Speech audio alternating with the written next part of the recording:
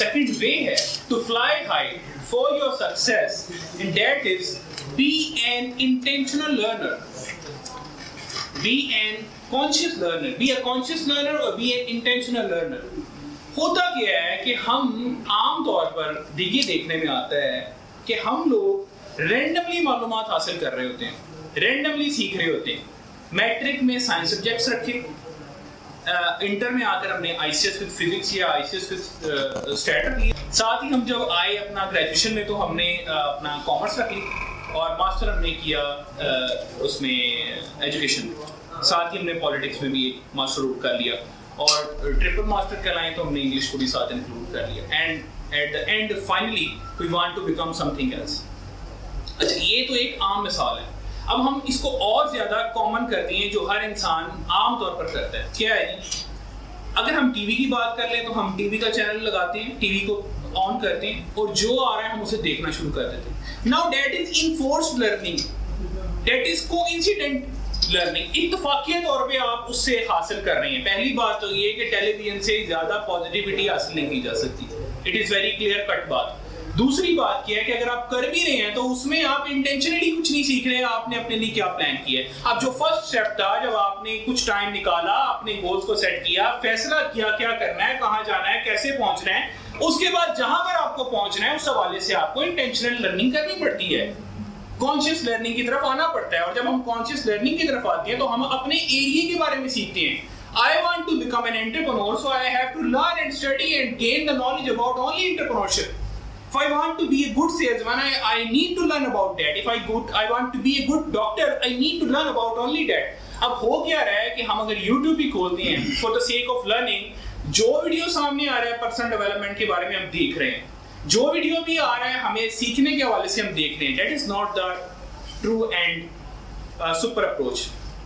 हमें अपने learning area को भी कॉन्शियसली इंटेंशनली डिफाइंड करके बाउंड करना होता है कि ये हमारा की और स्ट्रेंथ एरिया है एंड हमें उसी के ऊपर काम करना है।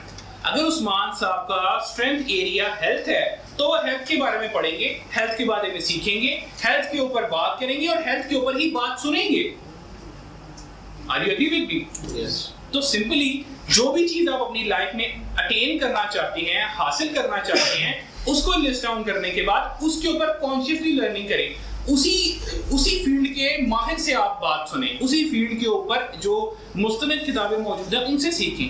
अपनी इंटेंशनल लर्निंग के लिए आप खास तौर पर वक्त को अवेल करें। एक प्रिंसिपल है गीगो प्रिंसिपल।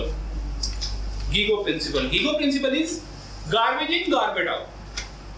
जो हमारे अंदर जाएगा वही हमारे बाहर आएगा। तो अगर हम हर वक्त टेल लाइव विजन के ऊपर हम पॉजिटिविटी अटेन नहीं कर रहे, पॉजिटिविटी इनकलकेट नहीं कर रहे, तो फिर हम वही हमारे से निकलेगा, हमारी आउटकम भी वही होगी जो हम अंदर अपने डाल रहे हैं। अगर हम अच्छी ग़िज़ा नहीं अंदर अपने जिस्म में दाखिल कर रहे तो फिर हम अपने जिस्म के साथ अच्छे नताइज की तवक्को नहीं रख सकते। अगर हम अपने दिमाग को पॉजिटिव और अच्छी सोचें नहीं दे रहे तो फिर हम अच्छी और पॉजिटिव आउटकम्स का भी इंतजार नहीं कर सकते। So finally the important point, हम अक्सर लर्निंग की बात करते हैं तो मैं यहाँ पर इंटेंशनल लर्निंग की बात करूंगा और इसके लिए एक टेक्निकल फार्मूला भी हमने डेवलप किया है, that is RISIMIL formula. What is that? RISIMIL. Please you can write down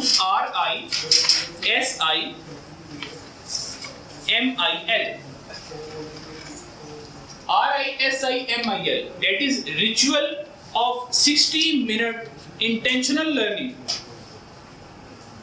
Ritual of 60-minute intentional learning. RISIMIL formula. RISIMIL formula क्या है कि आपको इंटेंशनल लर्निंग की एक रवायत कायम करनी होगी for at least 60 minutes per day. आपको अपनी जिंदगी में, अपने रोजमर्रा की रूटीन में 60 मिनट ऐसे निकालने होंगे जिसके अंदर आप अपनी focused, conscious and intentional learning करें। अपनी पूरे जो आपका एक ग्रिप जिस आप मुकाम पर हासिल करना चाहते हैं, जिस आप अहम मुद्दे को अपनी लाइफ में कामयाबी के तौर पर देखते हैं, उसके ऊपर कामयाबी को हासिल करने के लिए हमें एक फोकस्ड लर्निंग करनी होगी और उसके लिए हमें इस टेक्निक को फॉलो करना होगा, which is RISIMIL, ritual of 60 minute intentional learning. 60 minute निकालिए रोज अपने दिन में और प्लीज एक चार्ट बनाइए कि 60 मिनट्स के अंदर मैंने रोज कौन सा सब्जेक्ट कवर करना है। अगर आपके पास मल्टीपल सब्जेक्ट हैं, सब्जेक्ट अगर आपने लिख लिया तो अगले एट्रीब्यूट में ये लिखिए कि मैं आज किताब पढ़ूंगा, वीडियो देखूंगा, ये किसी मेंटोर को सुनूंगा। और उसके बाद ये लिखिए अगले चार्ट के अगले एट्रीब्यूट में कि आप उस लर्निंग जो आपने पीरियड गुजारा 60 मिनट का, आपने उसमें से क्या सीखा।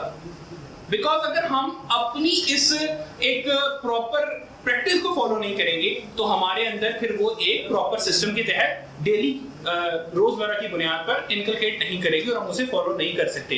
तो बेहतर है कि आप इस टेक्निक को एक चार्ट की सूरत में डेली रिटर्न फॉर्म में देकर आए।